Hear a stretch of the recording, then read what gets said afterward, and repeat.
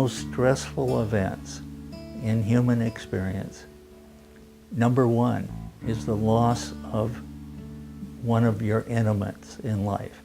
That's a parent, a husband, a wife, a child.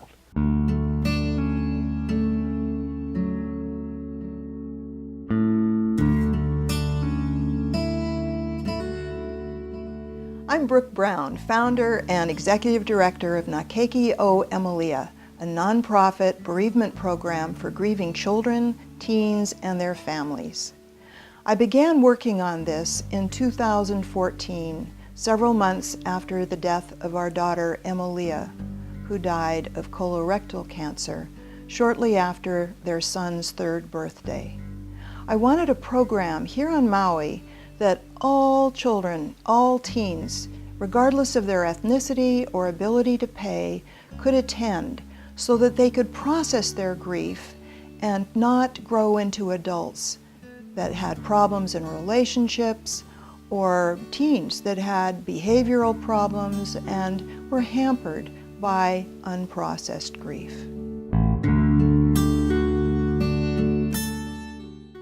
I was 17 years old when I tragically lost my mother through murder.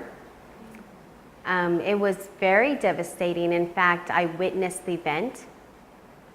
And so it wasn't just the grievance process that I went through, but it was the grievance of losing my mother and my brother and my whole family structure all in one moment.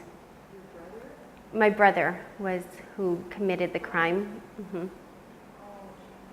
And it was very devastating. And you know, as a teenager, you already feel so alone so much of the time. And so to be a teenager and going through grief, you feel even more alone.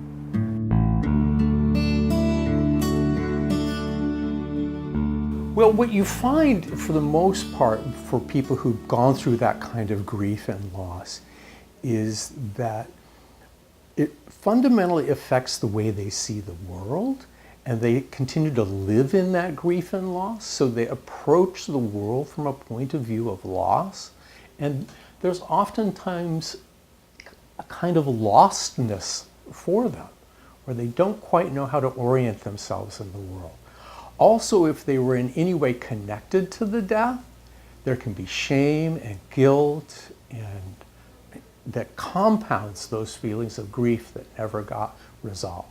So my name's Emily, and my father passed away from stage 4 lung cancer when I was 15 years old. I think it would have been really nice for me to have other kids my age or around my age who were going through the same thing, just to have them to talk to and see how they were going through their grieving process, and I could share what I was going through. What I use a lot with children is grieve freely and grieve honestly, because they think I need to have this rolled out in this manner, and that's not the case. They may not feel anything for weeks, months, years. I grew up in a household that we didn't talk about emotions. You know, everyone from outside thought, oh my gosh, they have such a great life and look at this great family. But we never discussed how you're feeling and why you're upset or why you sad or angry. So when we're going through this whole process, and my sister was 12 and I was 17 when my mom passed away, you know, I didn't know how to help her either, because of the fact that I didn't know what I was feeling myself, and nobody around us knew how to help us and talk to us about it. You know, I think one of the things we find with traumatic experiences with children is in the short window, sometimes they are kind of seemingly okay. But then things start to unravel after that. And you really start to see the signs and symptoms of the grief and loss come a month later or 2 months later. It's not necessarily an immediate process for the child. So you really have to watch the child, not in the short term, but in the long term for what is actually impacting the child. A group where I could speak to other teenagers or children who went through the same thing as me at that time, like Keiki o Emalia has, would have been beneficial, because I'm sure those children would have been able to relate to me.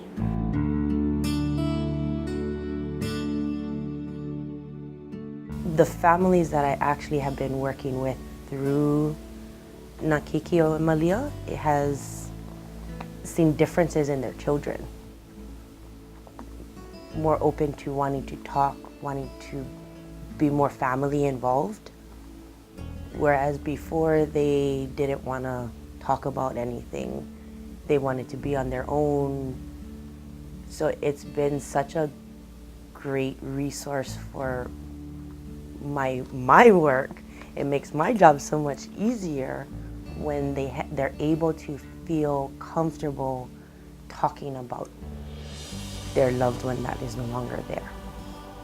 When somebody feels comfortable, you feel like you're at home. You're in a safe place that you can talk about whatever is on your mind and know that you're in a safe place. I think it's very important that people know that we just provide a safe, comfortable, and confidential place or setting in which to grieve.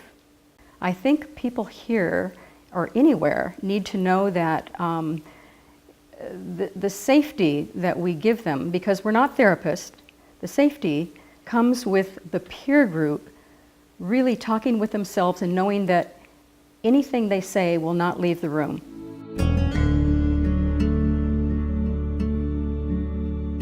I lost my dad when I was 15 years old to stomach cancer. I didn't have a grieving group to attend, which I wish I had then. I took a lot of wrong turns growing up because I was incarcerated. Not having a grieving group, I think if I did have one then, I probably would have had the support and not make all the wrong choices. So I started self-medicating myself with alcohol and marijuana and ice, which it led me down a wrong path. If you're parents and you have children, having a grieving process group for them would be very helpful, and having Na Keiki or Emalia present now in the island, I think it would be a big help for all our Keikis today that would be grieving the loss of a father or a mom or a loved one.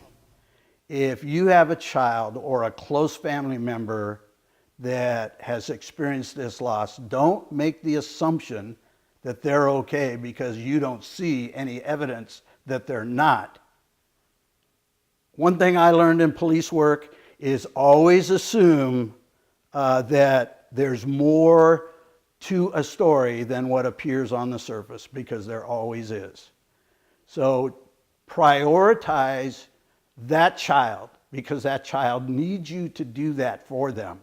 Well, if a parent were to say, I don't know if my kids really want to come, I'd say, well, of course they probably wouldn't want to come to talk about this really painful subject, but it's worth a try, because what we've seen with kids that leave at the end is quite amazing to us. We see them come in being pretty much urged by their parents and almost dragged in, shuffling along, sitting down with their head bowed and kind of deer in the headlights, to comfortable in their skins, standing up, maybe having a piece of pizza, casually talking, just a lot more at ease within their body.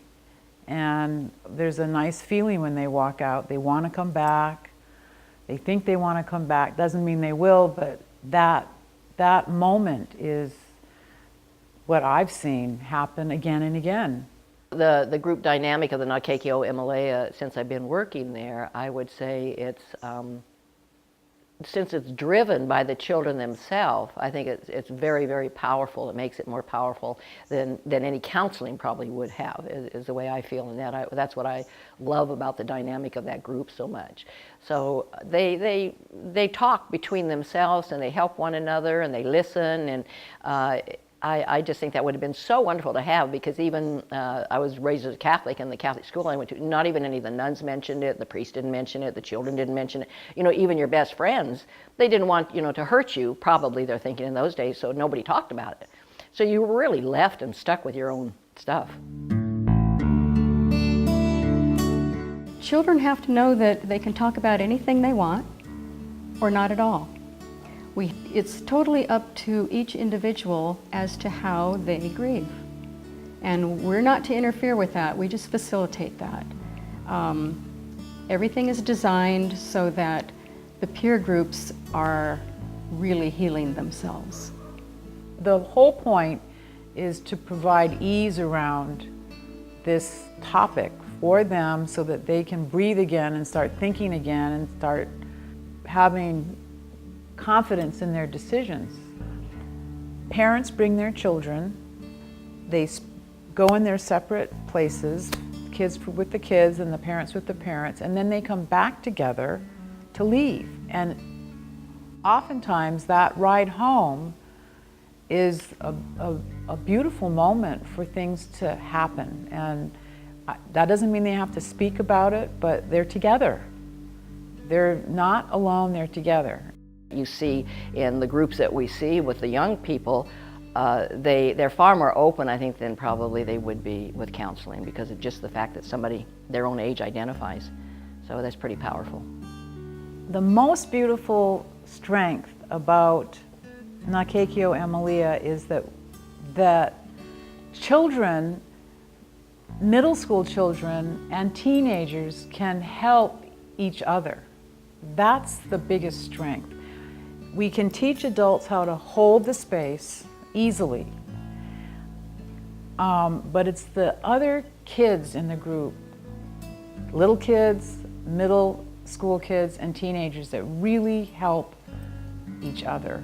Now, Keiki o Emalia doesn't cost you anything but your time. And if you think you are too busy to find help for your child, you need to reprioritize your schedule. Grief and loss is something that affects people for the rest of their lives. So getting the help you need is a crucial element in helping yourself to heal as a parent, and getting your children the help they need is something that begins to set them on a different course for the rest of their lives. Thank you for watching. If you or someone you know might benefit from our program, please contact us. Our services are free and we're open to everyone.